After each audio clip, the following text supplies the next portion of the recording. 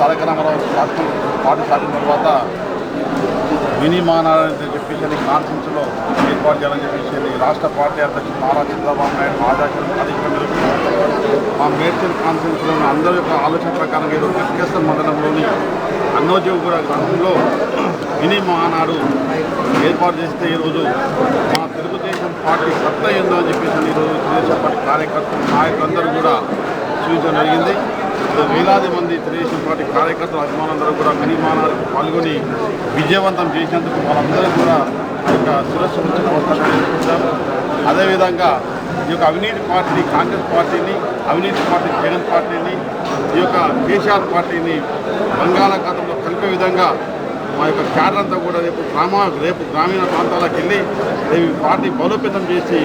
స్థానిక ఎలక్షన్లో సర్పంచులు, ఎంపీటీసీలు, జెడ్పీటీసీలు, జిల్లా పరిషత్ చైర్పర్సన్ అదేవిధంగా ఎమ్మెల్యేలను కూడా విజయం సాధించడానికి రంగారెడ్డి జిల్లాలో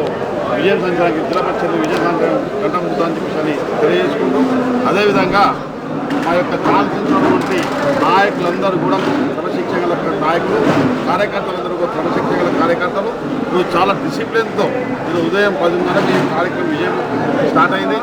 ఇప్పటి వరకు కూడా అంత డిసిప్లిన్తో క్రమశిక్షణతో అందరూ భోజనం చేసి సాయంత్రం ఉదయం 10:30 నుంచి సాయంత్రం 5 గంటల వరకు కార్యక్రమం విజయవంతం చేసేందుకు మరొక అందరికీ నమస్కారం చేసుకుంటూ